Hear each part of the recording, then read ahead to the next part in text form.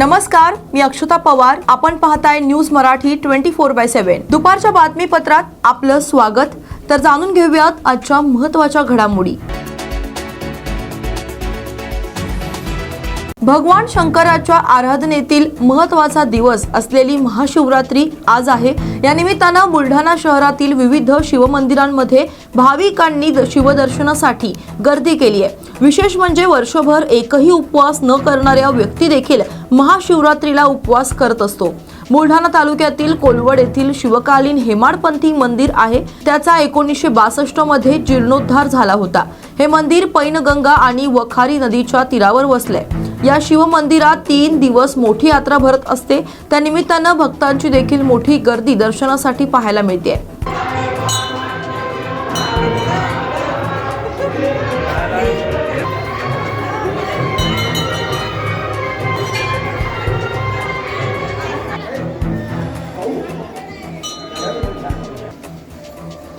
चला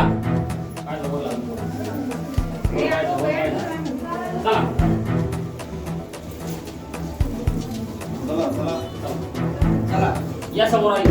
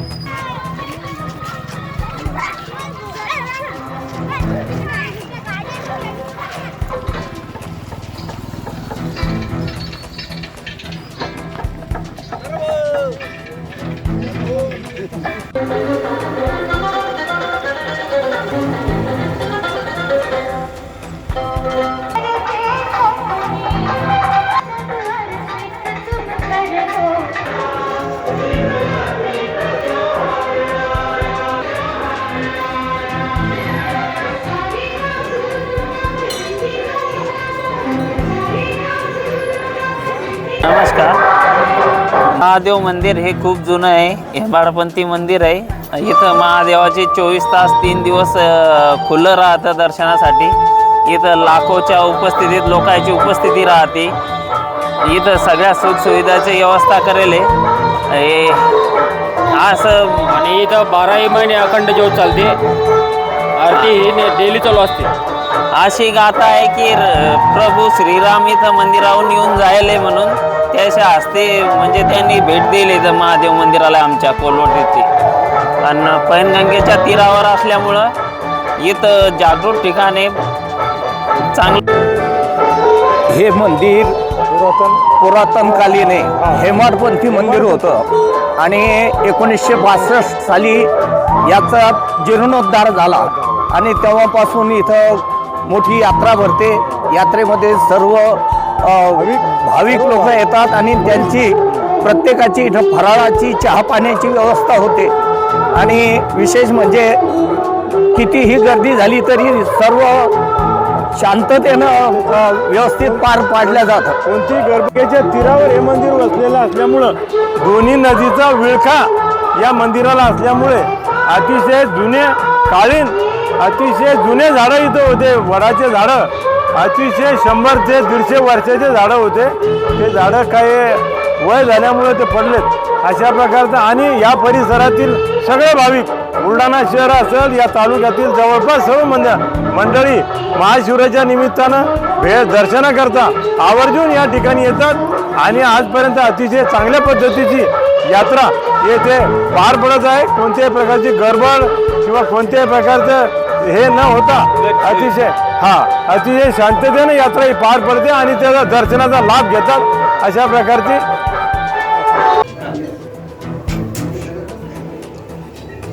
चला चला या समोर पटपट.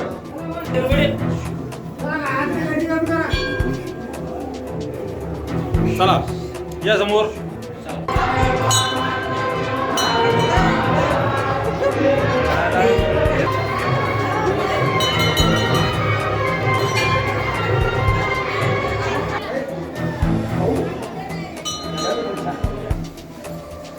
चला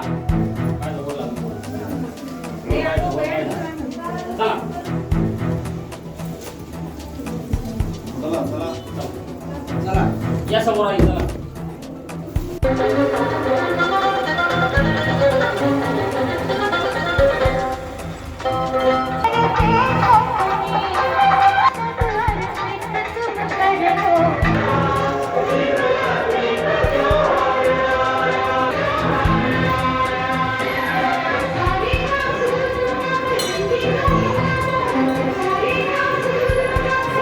बदलत्या काळाच्या ओघात अनेक अस्सल लोककला लुप्त होण्याच्या मार्गावर आहेत.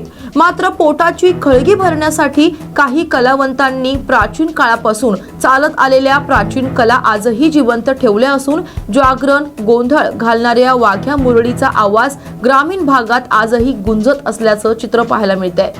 तोच घुंगराचा नाद मेहकर तालुक्यातील देऊळगाव माळी येथे वाघ्या मुरळीची राज्यस्तरीय भव्य स्पर्धेत गुंजला.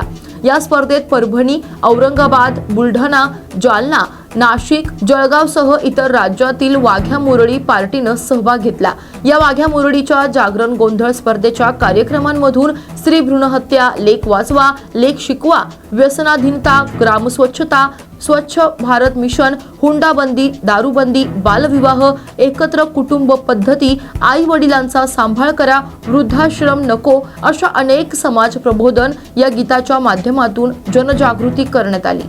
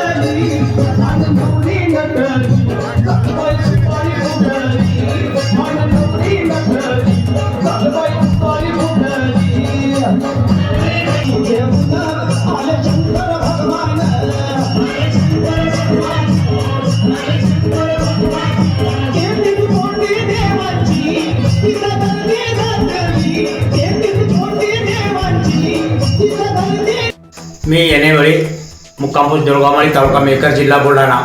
या देऊळगावमाळीमध्ये फार जुन्या काळापासून पारंपरिक कलेनं भरलेलं आमचं देऊळगावमाळी गाव आहे.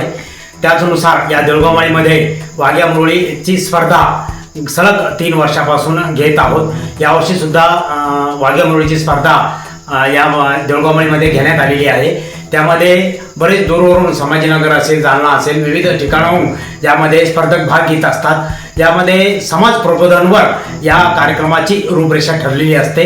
त्याच्यामध्ये हुंडाबळी असेल असे विविध कार्यक्रम याच्यामध्ये राबवले जातात। त्याच्यामध्ये त्यांनी या स्पर्धेमध्ये भाग घेण्यासाठी घ्यावा म्हणून आम्ही त्यांना थोडीफार त्यांना एक फुलाची पाकळी म्हणून त्यांना स्पर्धा म्हणून त्यांना एक बक्षीस देत असतो। त्यामध्ये आम्हाला दानशूर बक्षीस दानशूर दाते त्यामध्ये भेटत असतात आम्हाला। त्यामध्ये आम्ही 1 ते 6 असे बक्षिसे ठेवले होते। त्यामध्ये वाघ्या मुरळीच्या बऱ्याच टीमनी भाग घेतला असून त्यामध्ये रात्रभर हा जनजागरण, खंडोबाचं जनजागरण रात्रभर हा कार्यक्रम चालला। त्यामध्ये विशेष म्हणजे देऊळगावमाळीतील सर्व गावातील जनतेने भरभरून साथ दिलं आणि हे भरभरून जनता महिला मंडळ किंवा जनता त्याच्यामध्ये भरभरून साथ देतात। त्याच्यामुळेच हा रात्रभर कार्यक्रम चालतो आणि हे साथ देतात म्हणूनच ठिकठिकाणून दूरदूरून हे स्पर्धक येत असतात आणि वाघ्या मुरळीची स्पर्धा फार जोमात झालेली आहे। त्याच्यामध्ये त्यांनी भाग घेतलेला आहे आणि या स्पर्धकांना कुठेतरी शासनाने याची दखल घेऊन यांचे हा कला परंपरागत कला लोप होऊ नये अशी काळजी घेतली पाहिजे। त्यांना कुठेतरी मानधन देता येईल का असं शासनानं थोडंसं त्याचा विचार करायला पाहिजे असं मला वाटते। आणि आम्ही पुढच्या वर्षी सुद्धा दरवर्षी सुद्धा आम्ही वाघ्या मुरळीची स्पर्धा अशीच आयोजित करत राहणार आहोत। धन्यवाद।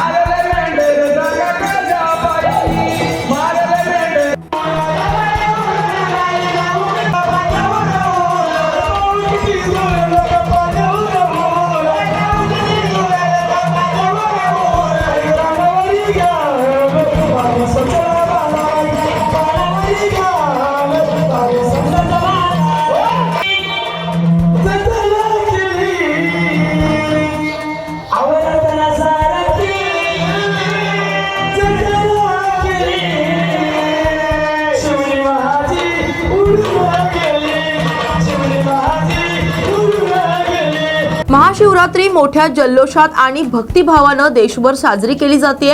महाशिवरात्रीच्या पूर्वसंध्येला चांदिवलीत भव्य महाशिवरात्र यात्रा आणि महाकाल अघोरी नृत्याचं आयोजन करण्यात आलं।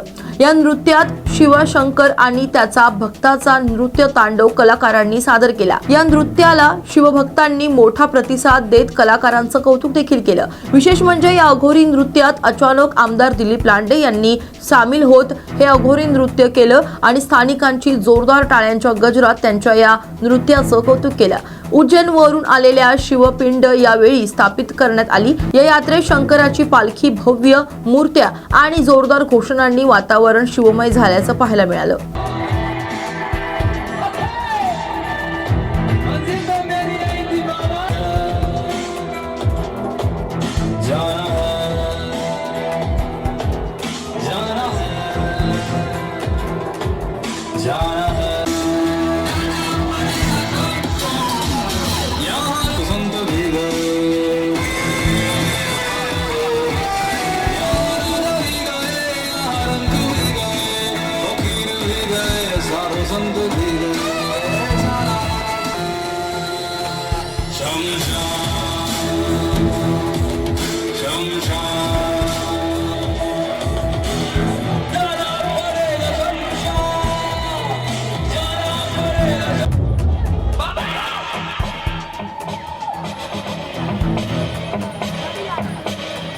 जे आहे ते आता महाशिवरात्रीचा घोषणा काय सांगाल? संपूर्ण जगामध्ये, संपूर्ण महाराष्ट्रामध्ये आणि संपूर्ण देशामध्ये आज रात्रीपासून महाशिवरात्री उत्सव साजरा होतो आहे. देवाचे देव भगवान शंकराचे हा उत्सव आहे आणि या उत्सवानिमित्त आज काजूपाडा येथील गणेश मैदानात गणपती मंदिरामध्ये काशीवरून एक शंकराची पिंड आणलेली आहे आणि त्याची स्थापना आहे.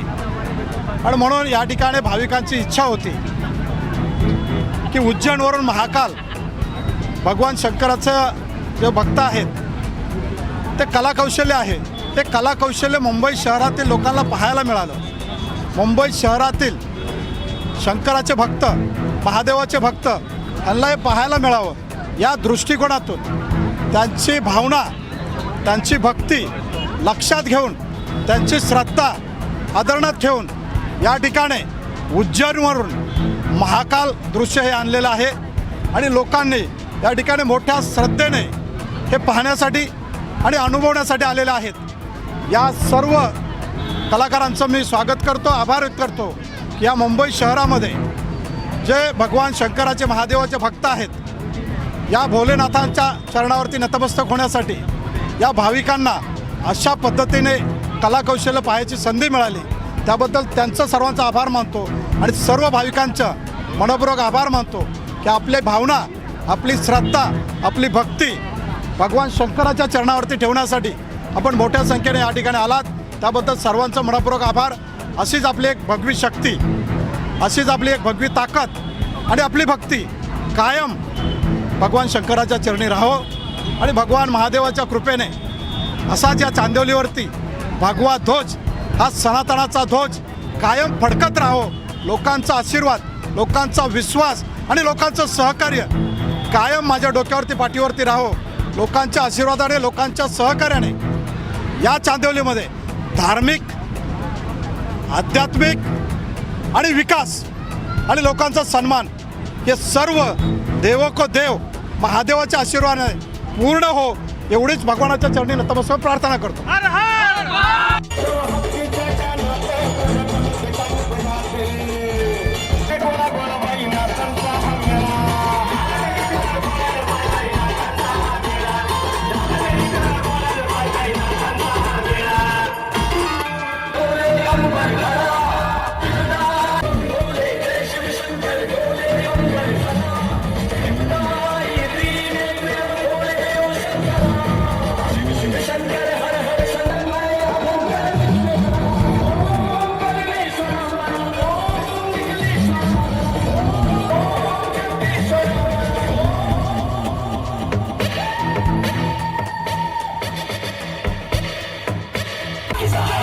भोले के नाम के दीवाने हुए हम, फिर भूल गए हम तो सारे जिंदगी के गम. तुझे देंगे बोले दर्शन साक्षात सामने, जैसे हनुमान जी को दिए श्री राम ने.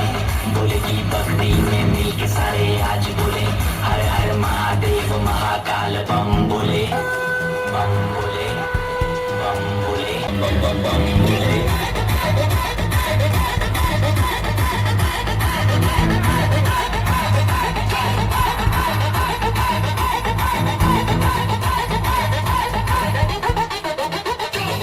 किसी बात का साथ बोले ना, तेरा नशा है चढ़ा बस हम पर, लेके ना बोले का हूँ निहाल. मन में ना है कोई ख्याल, बोले में मैं मगन हूँ, वो जानता है सबका हाल. भक्तों के टोले में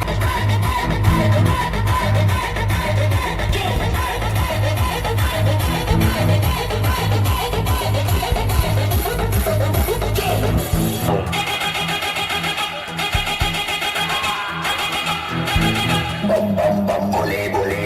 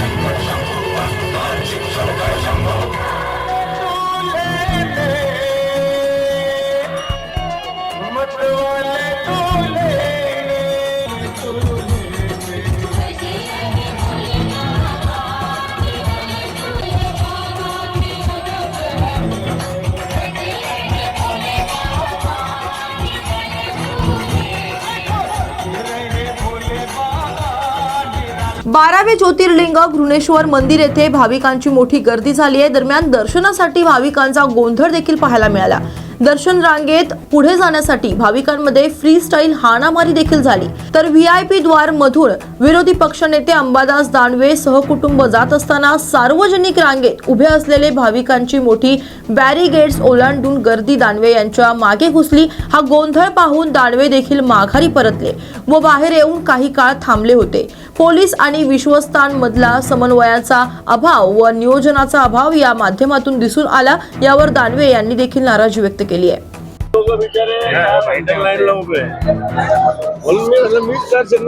लोकांना सोडलं गेलं ते आतमध्ये.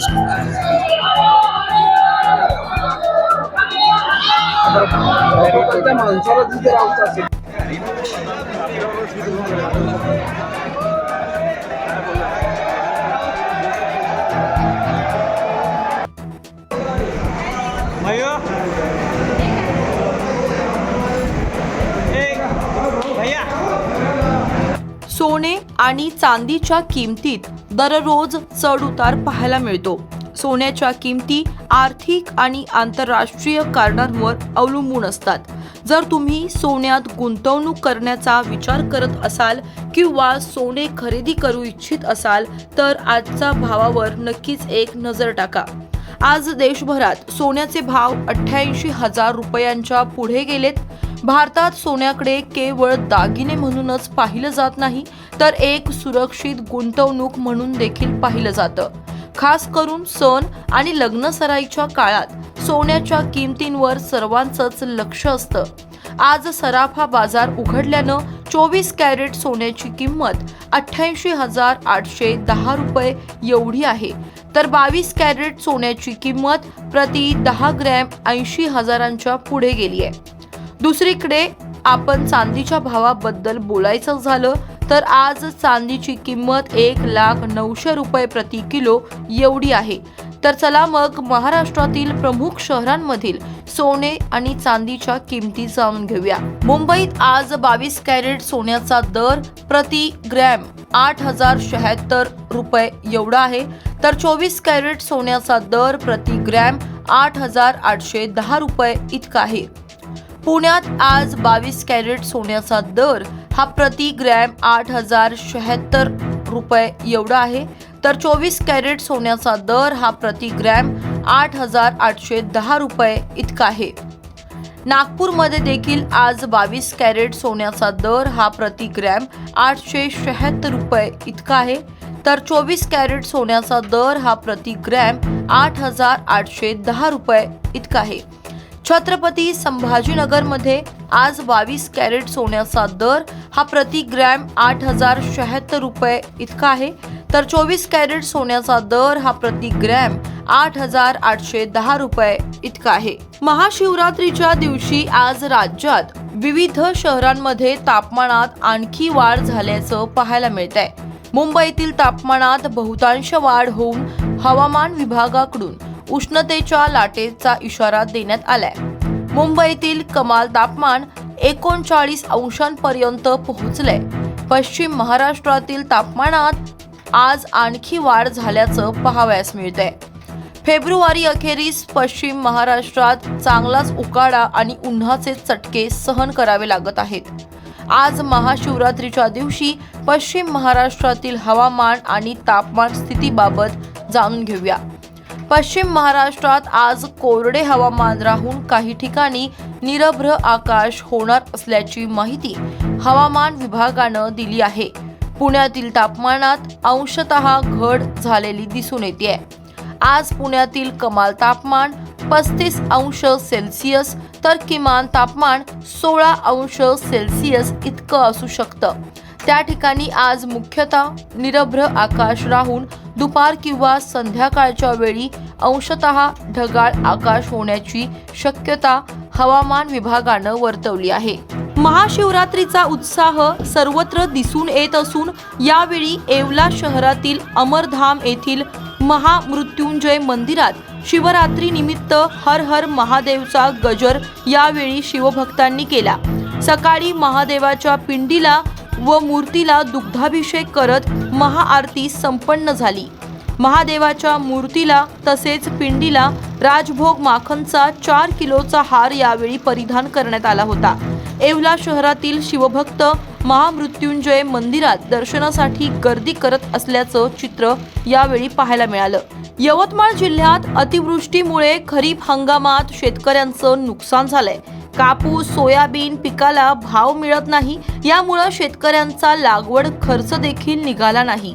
शेतकरी आर्थिक संकटात असताना यवतमाळ जिल्हा मध्यवर्ती बँकेनं सक्तीची पीक कर्ज वसुली सुरू केली आहे. त्यामुळे कुटुंब जगवावे की कर्जफेड करावी असा प्रश्न शेतकऱ्यांसमोर उभा राहिलाय. जिल्हा मध्यवर्ती बँकेच्या माध्यमातून यवतमाळ जिल्ह्यातील शेतकऱ्याच्या मागे कर्ज वसुलीसाठी पठाणी वसुलीचा तकादा लावलेला आहे. चालू खरीप हंगामामध्ये 50 पैशाच्या आत आणेवारी आल्याने शासन धोरणानुसार हे सक्तीची वसुली करू शकत नाही. पण दुर्दैवाने आज यवतमाळ जिल्ह्यामध्ये महागाव तालुक्यातील पेढी सुधाकर नगर येथील हरिसेवा पवार या वयोवृद्ध शेतकऱ्यांच्या शेतामध्ये जाऊन जिल्हा मध्यवर्ती बँकेने ताबा घेतला. खऱ्या अर्थाने या कृषीप्रधान देशामध्ये आता चाललंय काय असं म्हणण्याची वेळ आली. छत्रपती शिवरायांच्या व फुले शाहू आंबेडकरांच्या विचारावर चालणाऱ्या या महाराष्ट्रामध्ये शेतकऱ्यावर अशी वेळ या राज्यकर्त्यांमुळे आलेली आहे. आज यवतमाळ जिल्ह्यामध्ये नापिकी आहे, सततची कर्जबाजारी पण आहे. या विवेंच्याने 342 शेतकऱ्यांनी आत्महत्या केलेल्या चालू खरीप हंगामामध्ये मी राज्य शासनाकडे मागणी करतो की निवडणुकीच्या काळामध्ये देवेंद्र फडणवीस साहेबांनी प्रचारादरम्यान शेतकऱ्यांना आश्वासित केलं होतं की आम्ही सरसकट कर्जमुक्त करून त्यांनी शेतकऱ्यांचा मताचा जोगवा त्यांनी पदरात पाडून घेतला. पण दुर्दैवाने या दिलेल्या आश्वासनाची त्यांना आठवण नाही.